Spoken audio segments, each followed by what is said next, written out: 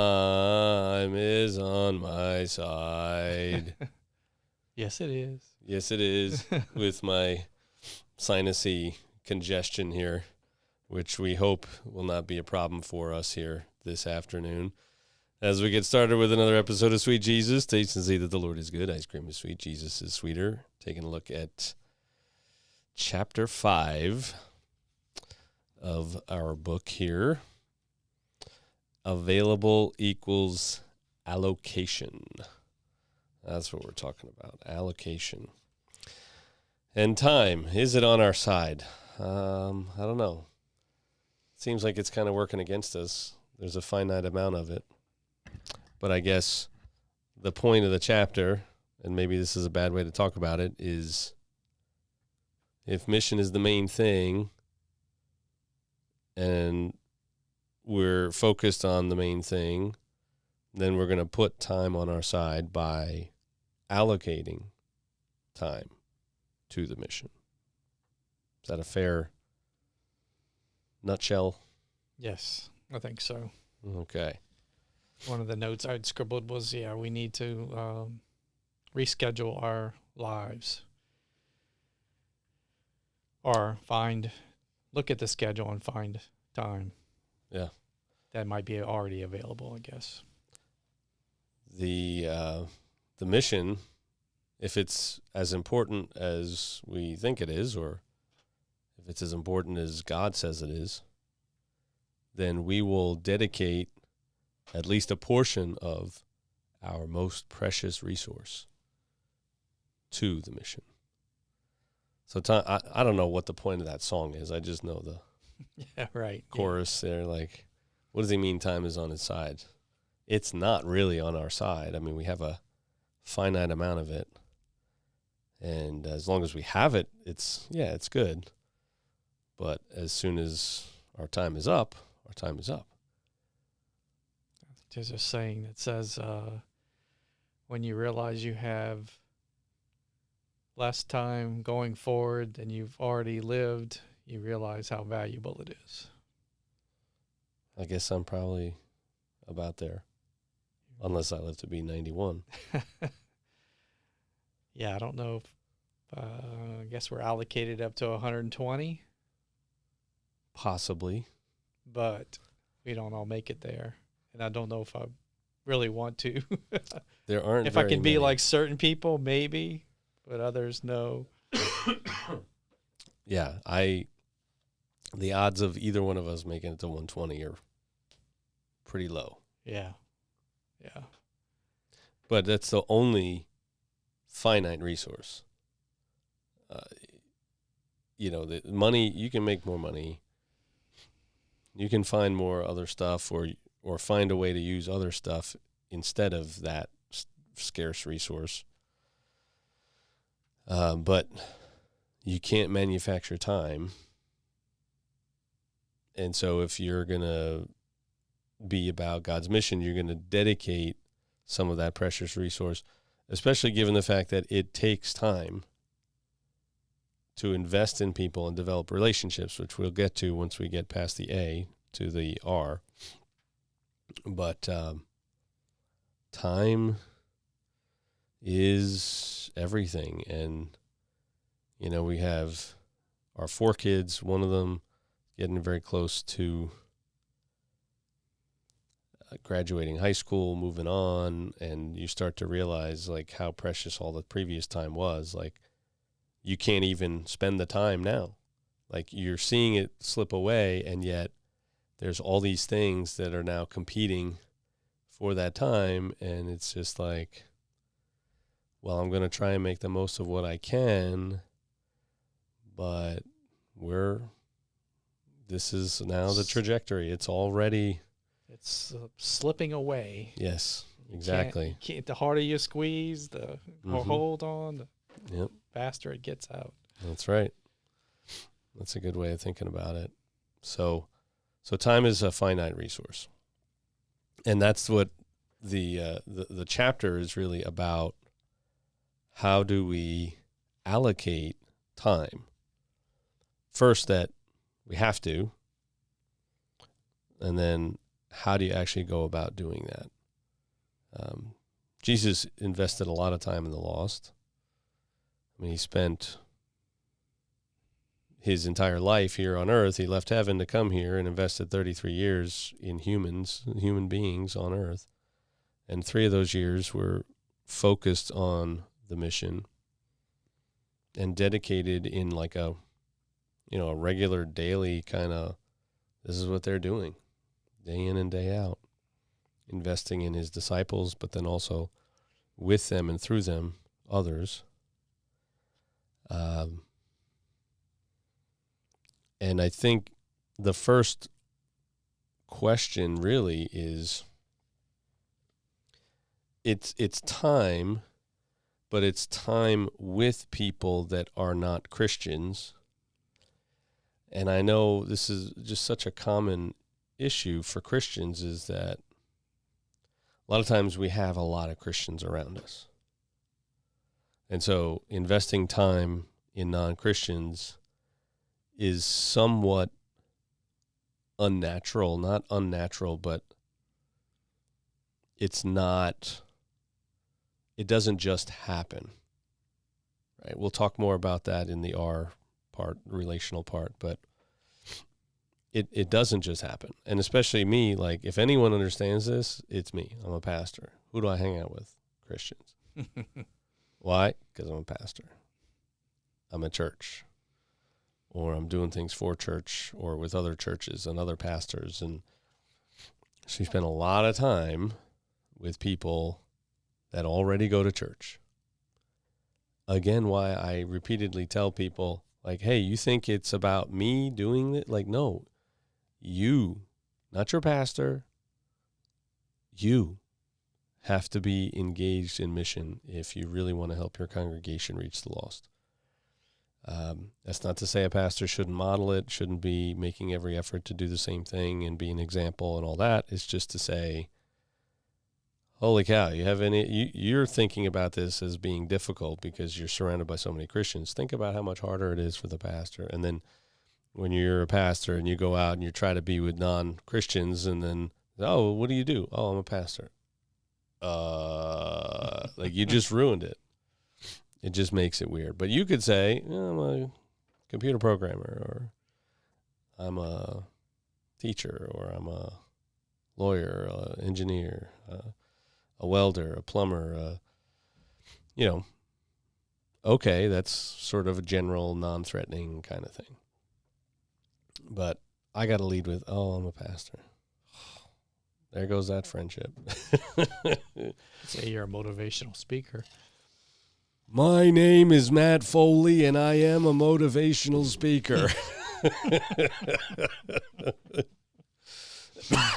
Sorry. Anyway, yeah, I guess I could go with that, but I'm a demotivational speaker. Okay. That's the evil part. Motivational speaker. All right, we'll move on. So we need to find time. I'm stuck on the Matt Foley thing.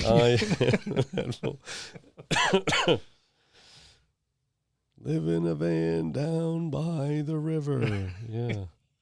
You don't want to live in a van down by the river. So time with non-Christians. So we'll talk more about specifically finding ways to spend time with non-Christians and the difficulties that presents. But for now, it's just to say, what are you going to do to allocate it? A lot of people, hey, this is what we give to our church. This is what we give to other charities. The idea is like a first fruits sort of, I got paid, here's what goes out to, proportional giving to these ministries we support. What about our time? We talk about time, talent, treasure. Are we investing the time? And I think some people give up on, or they sacrifice money or financial giving under the guise of, well, I'll just give my time, like as if it's an either or type thing. Well, the reverse is also true. Like sometimes people give money and then say, well, I gave enough money.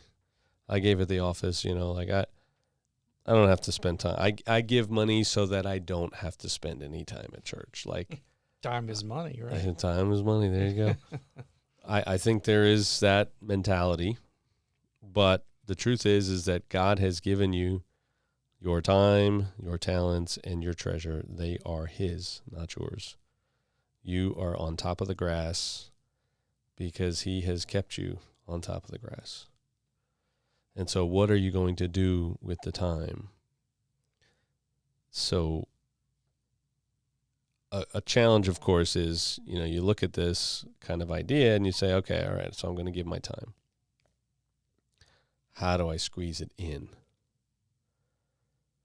And there's this idea that we have here in the book, this, the and idea. Your boss comes in, you've got 6 projects you're working on, and he says, hey, and I need you to do this too. This is really important. It needs a lot of attention. They give you number 7. They don't take anything else away. They just add.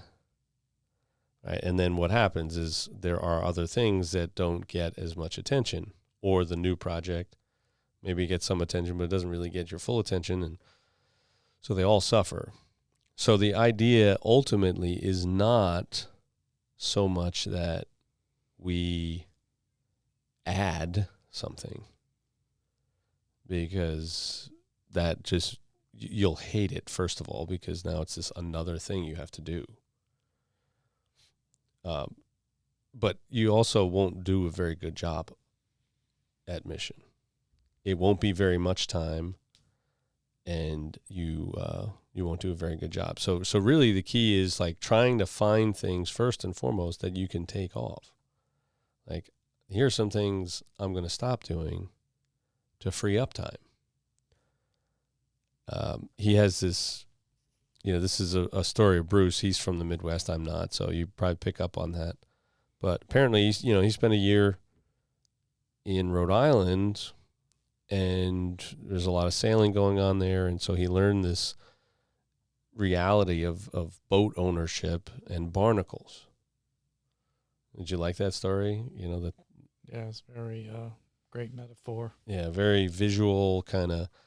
And so the idea is like a boat being out in the water just collects barnacles. Like it just does. And you don't even know that they sort of happen, but they cling to the boat. And then over time, it adds up, and you can actually reduce the speed of your boat by like half just because of all these little barnacles that are now attached. So every season, you got to get it out of the water, scrape off the barnacles, maybe even more often than just once a season, but you got to get them off so that the boat can actually cut through the water instead of dragging these monsters. I mean, they're like little monsters. I mean, they just like, what do they even do? Like, I don't know. They're just little, crustacean-like things or something. I'm not sure what they're classified as, but and they can be really sharp. Yeah, I've cut my feet on barnacles before. Yeah, I'm sure plenty of people have. But these things, they add up over time, and my buddy Bruce coined the term time barnacles because that's the way our schedules are. These things that just kind of keep adding on to our schedules. The and idea. Oh, here's a great thing I'd love to do. I'm going to just add it. And then before you realize it, you've got all these things, and it's just dragging you down. You're moving at half the speed. You just got too much. And so the first encouragement is really find things that you can cut out.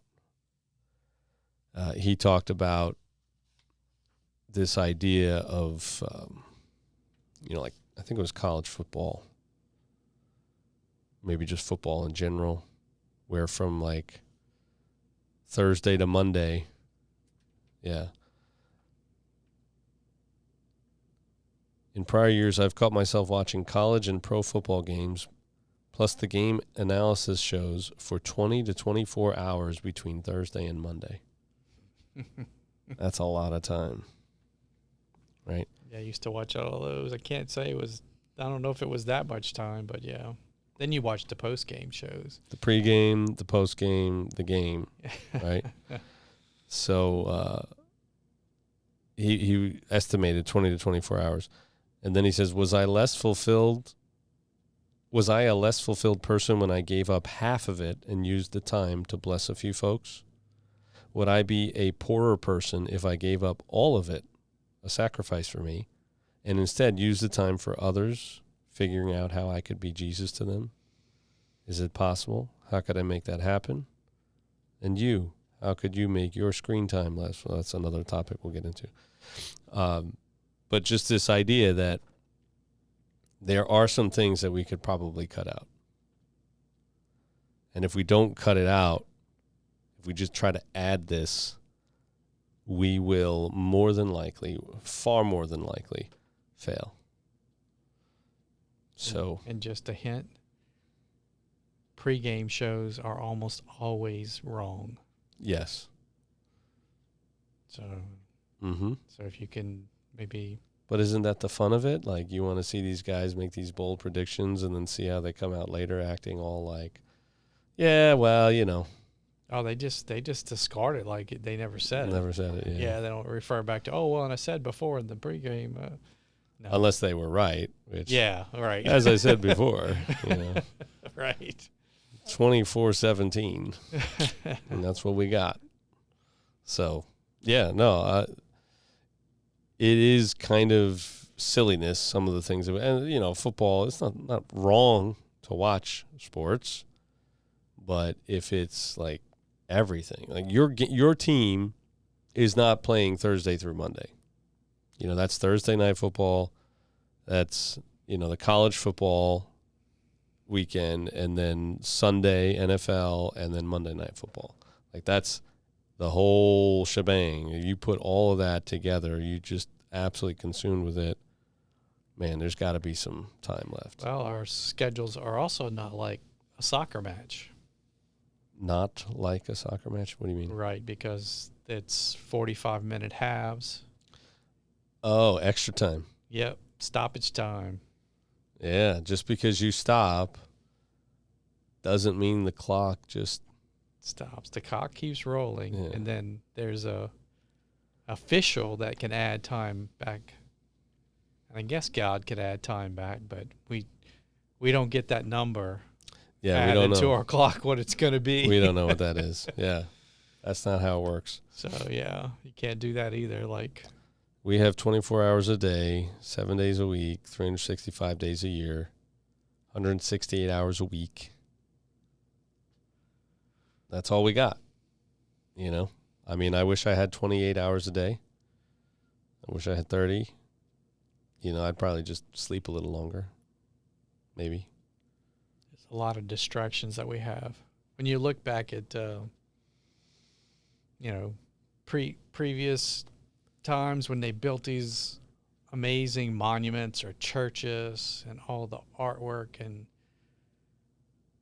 carving, and it's just amazing. But, you know, they didn't have a sports show that they could watch the pregame, the game, and the postgame. This is what they did, you know. Mm-hmm. They dedicated themselves to it. So they read books. They developed skills and hobbies, and, you know, here we are becoming dumber and less useful. Did Jesus have a pregame before he went out with the disciples? Okay, today, guys, let's get together in a huddle. Yeah, no, they just did it. This is what I think is going to happen. Of course, he could be 100% accurate.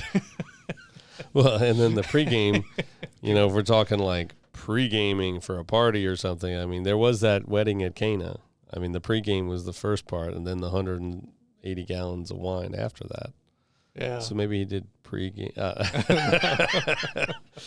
No, that's, yeah.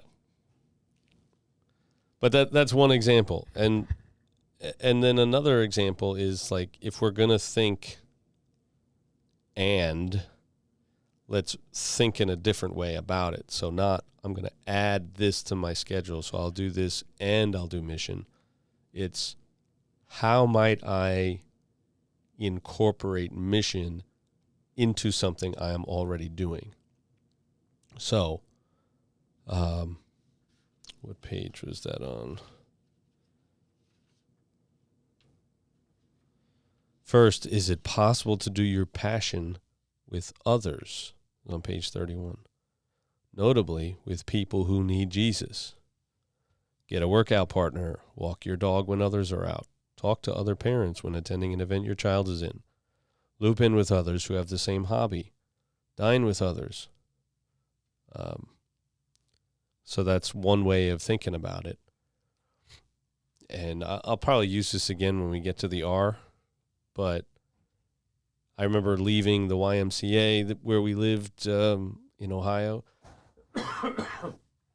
And they had this card, like a postcard advertising a St. Patrick's Day 5K, something like that. And I went, oh, you know what? When I talk to people about running, I don't really run anymore. My body is not handling it very well, so I swim when I can and I do some other things. But at the time, I'm thinking running, man, yeah, I talk to people about running all the time, and a lot of times their eyes just glaze right over, like, what is wrong with you? Why do you enjoy punishing yourself like this? And, dude, I am not that interested in running. You have, obsessed about this way too much. But here's a 5K. I bet there are people there that would like to talk about running. They're runners. Not all of them, maybe. Some of them are just there to stay fit, exercise, lose a few pounds. But I bet there are people there that also love running, and I could talk to them. But the other piece is I bet there are some people there that love running and don't know Jesus. Right? So that's where, you just think about what you already do in a new way.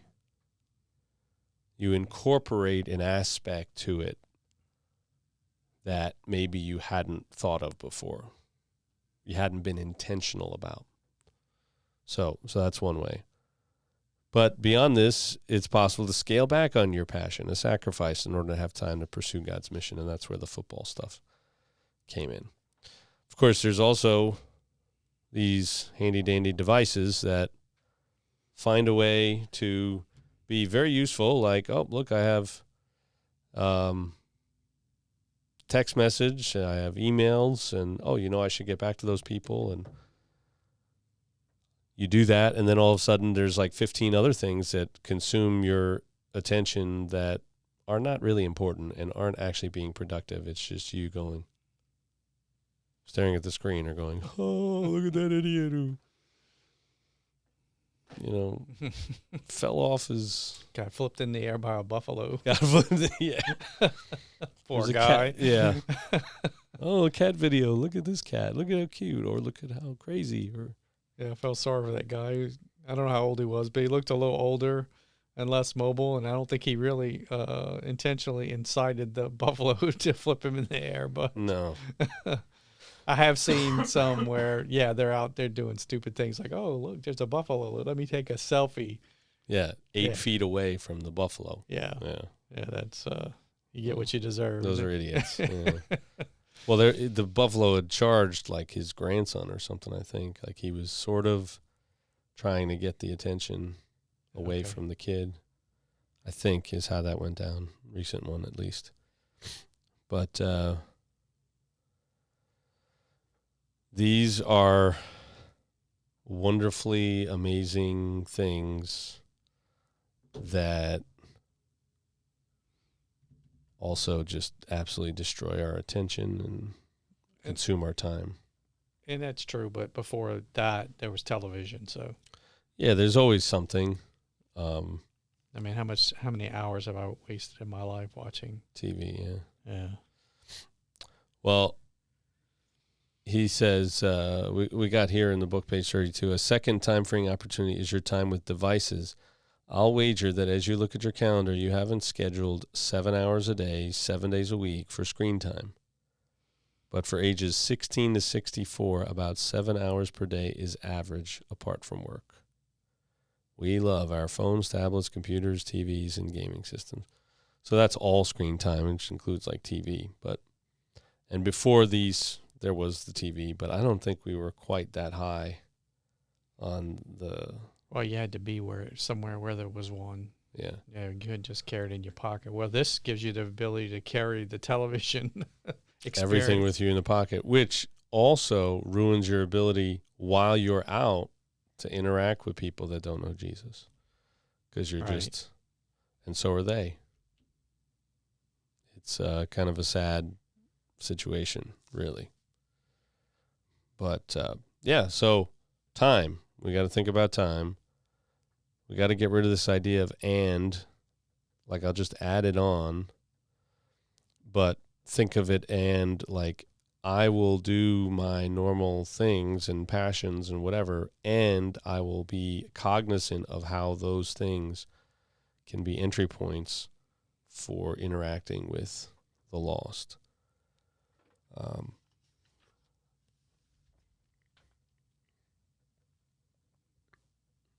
But if you don't, there's this, the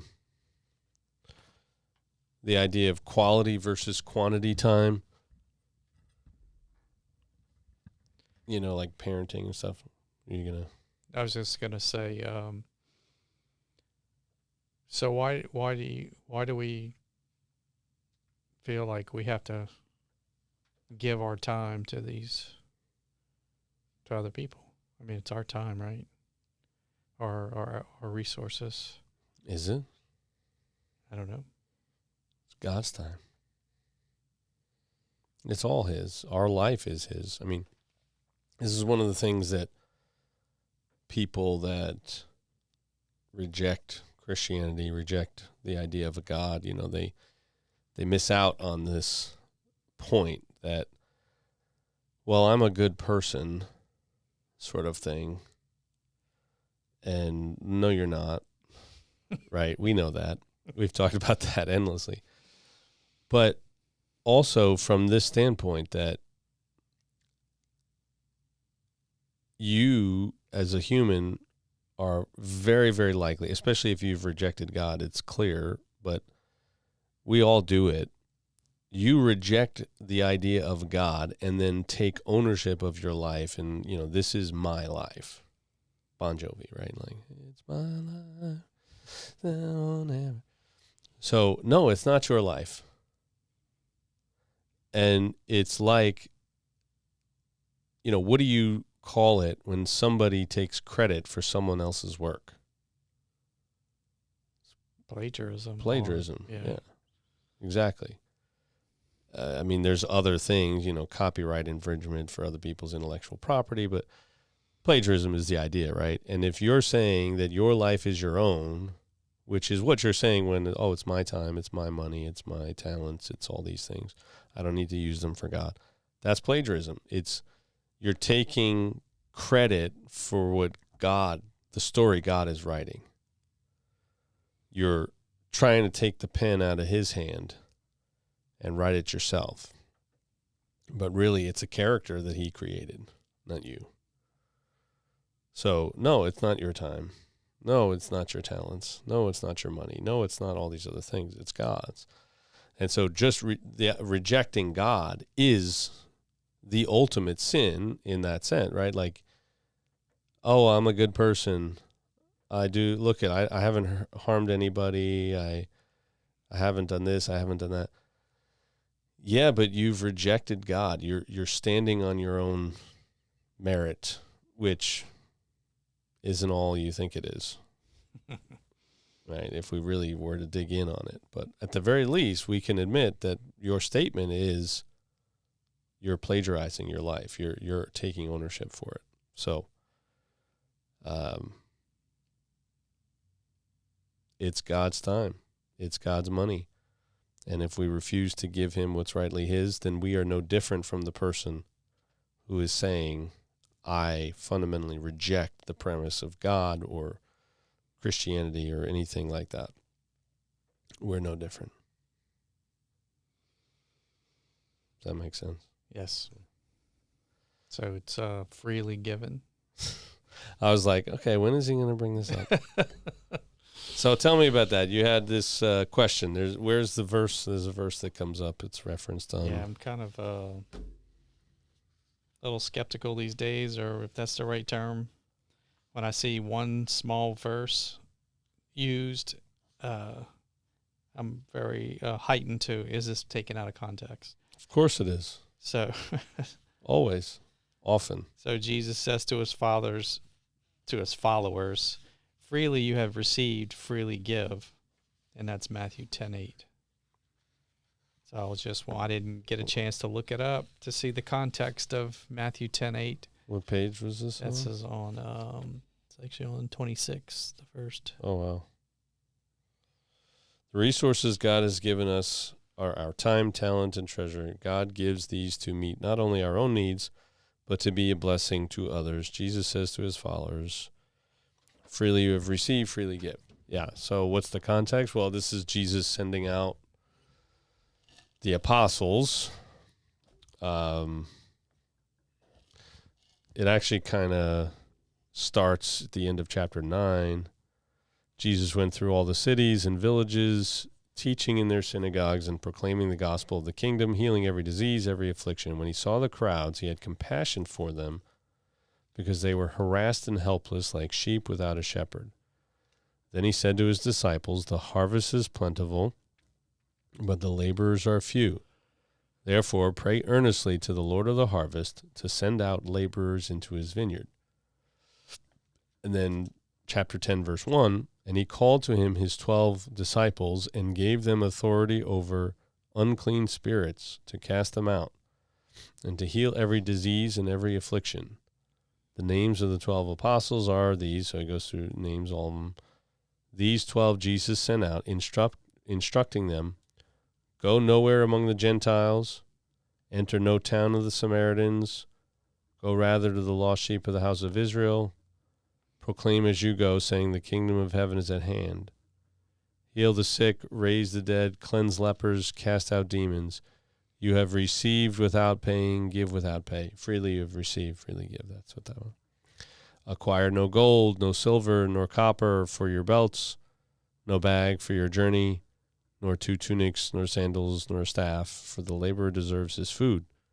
And whatever town or village you enter, find out who is worthy in it, and stay there until you depart. As you enter the house, greet it, and if the house is worthy, let your peace come upon it. But if it is not worthy, let your peace return to you. And if anyone will not receive you or listen to your words, shake off the dust from your feet when you leave that house or town. Truly I say to you, it will be more bearable on the day of judgment for the land of Sodom and Gomorrah than for that town. Behold, I'm sending you out as sheep among wolves. All right, and he keeps talking, and it's sort of a pep talk, but it's also instruction. Check. Yeah, exactly. Here's what you're going to find. But I think the general principle, it's not exactly taken out of context. It's related to mission, God's mission. It's also this principle of God is given, now you give. Right? I think that's a common principle throughout Scripture, that blessed to be a blessing. Abraham, is promised to be blessed, and through Abraham, all the nations of the earth will be blessed, which is ultimately pointing to Jesus, right? Offspring, one, not offsprings like the many. And that one offspring is Jesus. Through Jesus, all the nations of the earth are blessed. But is that enough context? What were you kind of thinking of when you thought that? What were you suspicious of? Anything specific? No, but if you pluck that one little phrase out and don't understand the whole thing, it's like it just can be used to say, oh, well, you need to do this because you were given, if something was given to you freely, then you need to share freely. But if it's not in the context that you said, it could be just somebody twisting the words or whatever. That's all I was just concerned about. Yeah. Nothing specific, just. I mean, most scripture passages are taken out of context when they're repeated. Yeah, yeah. So, and that's not to say that there isn't some truth there. But, maybe not the whole truth, not the main point. It's back to that Matthew 18 thing, where 2 or 3 are gathered. Oh, right. Right? We talked about that sometime recently. I don't know. But, yeah, that's the encouragement here is you've been given this time. What are you going to do with it? And the reality is that our time is actually very, very short. That's the here, now, me stuff from the original availability chapter. We don't know how long we got. We were actually just talking about this, right? You're sharing. This was somebody from high school you knew or whatever. Somebody just died pretty young, Right. unexpectedly, and not sure about the spirituality of that person. So there are people around us all the time. You don't know how long you've got. And what if just you investing a few hours a week, carving it out very intentionally and saying, I'm going to be about mission. I'm going to make sure I spend time thinking about mission. I'm going to spend some time thinking about where I can fit it into my schedule, where I can make something I'm already doing more mission-oriented or cut some things out that will give me the time to be available for mission. If we're not doing that, then we're not going to invest the time. If we're not investing time, somebody else's time is going to be cut short and will not have the great hope of the gospel. That whole context that you just read for that previous verse, though, is basically could be the theme for this book itself, right? Because he went through the whole, you were giving it, you should give it. This is where you should go. This is where you shouldn't go. And when you go there, you should do this. And then when you leave, you should do. There was a whole instructions, and there were what to expect. So that was pretty good. Yeah, I mean, I don't know that it's necessarily a 1-to-1. Because it's always being sent to the lost sheep of the house of Israel. Does that mean we only go to the lost sheep of the house of Israel? No, it's for everybody now. So there are some things that have changed that are unique, but certainly the idea of like shaking the dust off your feet, going where you're welcomed, and not pushing it with places that don't receive you or your peace, right? And for sure, the harvest is plentiful, but the laborers are few, right? It is true. There are just very few people that are actually willing to labor, but there's plenty of opportunity. It's just not here. It's not inside the comfort of our own facility, our own campus. It's out there. And if we'd be willing to do that kind of thing, we might see more of the fruit of that harvest. Maybe it wouldn't look like what we think it is. Maybe it wouldn't all be directed back to an institution, an organization. But you got to think at least some of it would be, and but then even here in verse 15 in chapter 10, truly I say to you, it would be more bearable in the day of judgment for the land of Sodom and Gomorrah than for that town, right? There is a judgment. Maybe you and I are not called to judge in this way, but certainly be judging and discerning and all that. But there is a judgment. And that is the bad news that ultimately makes the good news as sweet as it is that, hey, there is this thing coming, but you can escape it unscathed. You can make it through that judgment only with Jesus, but Jesus offers himself freely. So that's the good news, right? But there is a judgment. And I think more and more we have kind of glossed over that for a variety of reasons. number one is like, well, if we just convince ourselves that, there's all these paths and it'll work out, that just lets us off the hook. And I don't think that's scriptural. I don't think it's borne out in reality either.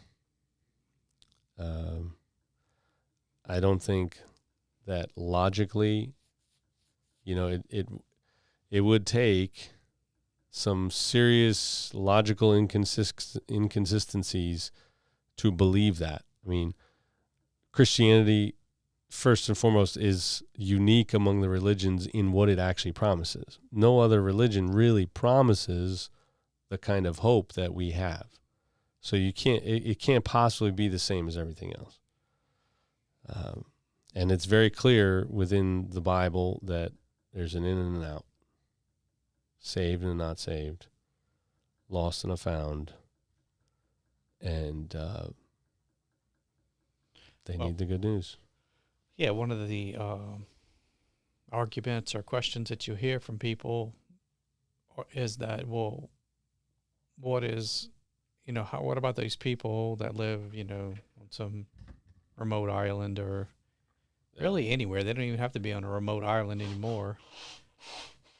Like you said, where they're around you, every day, but they don't know anything about Christianity, about Jesus or anything like that. So, but they mostly live a good life, or so it appears. And so then that's the question, right? So it's like, so God wouldn't do that. What kind of God is there that would say no? Those people can't come to heaven if whatever. But in this case, he's like, if you're that concerned about it, if you're concerned about these people, do something about it. Yeah. They use it as an excuse not to believe it. Well, but at the same time, if you believe, but with a kind of a foot in the door saying, well, yeah, but, well then, yeah, do something about it, I guess. Yeah, then they don't have to do something about it. Oh, God's got it worked out. He'll figure it out. I'm not going there. Why? Because you'll probably die. This is a story of the Elliots. Elizabeth Elliot's husband. What was his first name? John? Maybe? I don't know. Anyway, so they were intending to go to this remote tribe somewhere in South America. And they worked very hard for a period of weeks to right on the edge of the territory, and they gave them all kinds of gifts and everything. And, then there was something went wrong. Somebody said something that wasn't right, that I think it was like a kid who supposedly basically lied about what was happening with him and some girl, because it was taboo for him to be anywhere alone with this girl. So they're oh, she wasn't with me, she was with them. And, so then they killed these three guys that had been, I think, landing there in a plane or something, drop off goods, and then they'd take off and leave. And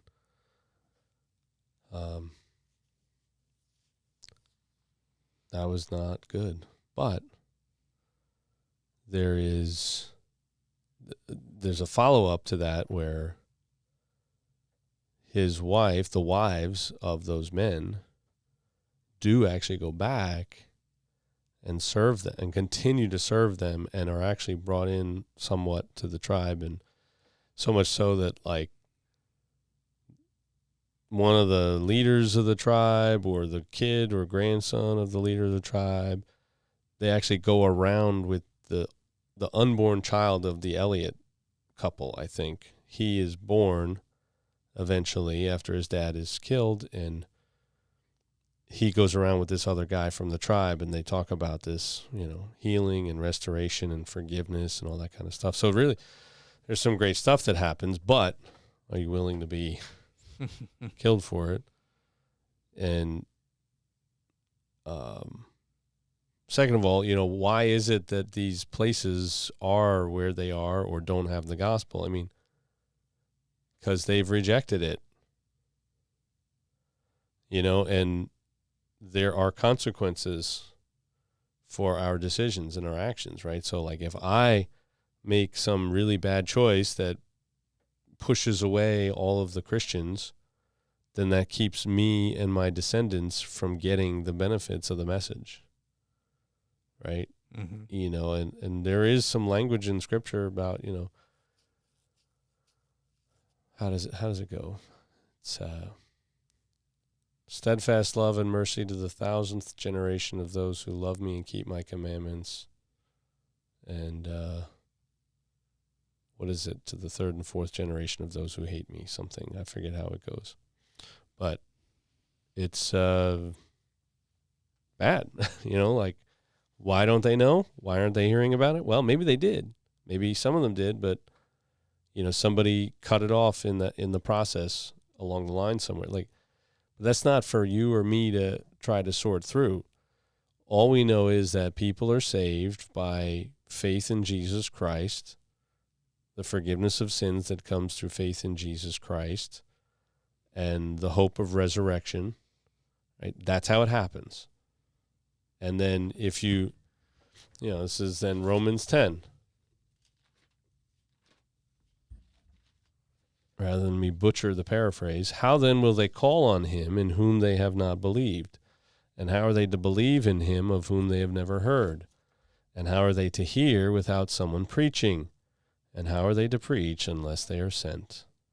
As it is written, how beautiful are the feet of those who preach the good news. So, and then, but they have not all obeyed the gospel, for Isaiah says, Lord, who has believed what he has heard from us? So faith comes from hearing, and hearing through the word of Christ. So that's how it works. That's what we know. Why not? I don't know. But the idea that all paths are valid paths is just as tyrannical an idea, just as exclusive of an idea as saying, I am the way and the truth and the life. No one comes to the Father but by me, Jesus, right? So there's this problem with exclusive truths because it leaves people out. But the truth is that truth also leaves people out. It's a claim of exclusivity. It's you're saying that don't be so exclusive. Everybody is basically good. Everyone's basically okay as long as they sincerely believe what they believe, right? So you can't pressure anybody to believe what you believe. But then they go around and shame people like us who would say, but Jesus said, I am the way, the truth, and the life. No. They are doing the oppressive thing that they're all upset about Christians supposedly doing. I mean, they're doing the exact same thing. I don't know. Does that make sense? It is still an exclusive claim. It's still an evangelistic claim to say, no. All paths up the mountain lead to the same place. Because you're shutting down our faith, right? Mm-hmm. It's like, the early Roman Empire, when Christianity starts coming around, was a pluralistic society. Everybody had a god, and everyone had to tolerate everyone's god. You could worship Artemis, you could worship Zeus and Athena and whatever. You could worship all these different gods so long as you worship the emperor, right? So Caesar is Lord. As long as you worship the emperor, in addition, you could, your religion could persist. Christianity comes along and says, Caesar isn't Lord. Christ is Lord. And no, we can't worship the emperor. And now all of a sudden you see that the Caesar is Lord, the very open and pluralistic society is not really very open and pluralistic. You could only be a part of it as long as you subsumed your religion, your God, to the God of Caesar. And when Christians come along and they say, well, no, I'm not going to do that. That would be against my religion. That's when they kill them. They start throwing them to lions. It's the same idea now. It's like, you can have whatever God you want as long as you don't contradict the God that says all of these religions are the same. That no one religion has priority of the other. As soon as you say, no, this is truth.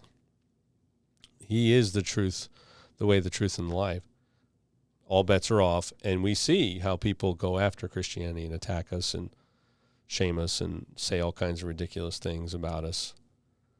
More and more I see that in the media, and more I see people who, supposedly all these fringe people, and then the more I start to read about them, like there was one guy on NPR, I think, they're trying to turn him into like this sideshow, and I'm like, I still haven't heard him say anything really all that controversial. In fact, now, as I listen to him, I'm realizing that most of what you have said about him was a mischaracterization of him. Maybe not, but that's the way it seemed, There's also this image of, the way they describe religion, this modern view of religion, which I think is fading away, by the way. I mean, this is kind of an old battle. I mean, Tim Keller was fighting this battle in the 90s and the 2000s, but I think, the secular world has kind of moved past it. But there's this idea of an elephant, right? And, there's 5 blind men, and they each have a different piece of the elephant. One has an ear, one has the trunk, one has sort of the body, one has one of the legs, one has the tail, right? And that illustration is then used to say, well, see, they all have a piece, but none of them really has the whole thing, right? That idea is actually just as arrogant and exclusive and all these other things as each of those individuals, right? Buddhism, Islam, Christianity, Taoism, whatever, the statement that they're all just not getting a piece, they're just getting a piece, they're not getting the whole thing, is just as exclusive, just as arrogant, just as like we know and you don't, because it only works if you claim to be the one who can see, right? You're not blind, and you can see that each one of these blind people only has a piece of this larger thing. So you're still saying, I get it and you don't. There's no other way. So let's stop acting like Christians are the only ones doing that. Christians just happen to be the only ones that have history and logic and all of these other things that support it. And we have people like John Lennox, and we have people like Tim Keller, and we have all these other people that do a fantastic job of showing that this is the most reasonable path. And then, of course, it's a person that you actually encounter. There isn't that in other religions, right? Yeah, it's anytime it's probably John Lennox that's probably said something like this. Anytime you have a truth is an exclusive. So if 1 + 1 = 2, it can't be 3. It can't be 3. It can't be 0. It can't be. So it's exclusive. So as soon as you have a truth, and if you believe that Christianity is the truth, then that is the truth. The rest are not. You've excluded now the others. You've excluded now the others. So, but if you're the others, then you're also excluding. You can't do them all. You can't have them all because they're not all the truth. There are differences. They're not even claiming to achieve the same thing. Right. Right. There is no heaven in Buddhism. There's none. It's like the goal is just being consumed into the greater, how do they talk about it like a drop of water into the ocean, like you're just consumed. Finally, that's what it is, getting out of the wheel of incarnation, right? Like you're just trying to break free of that. And when you do, it's not like you go to paradise. It's like you're just you don't exist anymore, basically. You're just taken up into the meld of the meld into universe. the universe, the substance of the universe. Exactly. So we're not even claiming some of the same things. Even Islam, talking about like heaven, but that's not exactly the Christian goal, which we could spend a lot of time on. We won't do that now, but the idea that Jesus is coming to redeem and restore all of creation. And so we will have creation, not some weird floaty place that's different or separate from the creation. But, yeah, anyway. So there are people that need Jesus.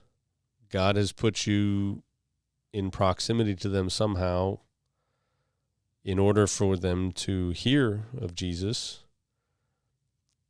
And in order for them to hear of Jesus, you have to allocate resources toward the task. And it starts with time. Is time on your side? Is time on the side of mission in your life? Or is time on the side of the frittering away of time, the wasting of time? Is time on the side of the enemy who wants to take down as many people with him as he can? And if you're objecting because, well, everybody will be fine. No. Not everyone will just be fine. Jesus has made that abundantly clear. So get busy. Start with the schedule. What are you going to do to make time to be on God's mission? Enough? That is about covered. I think you covered it. Only a couple of coughing spells. Nothing too terrible.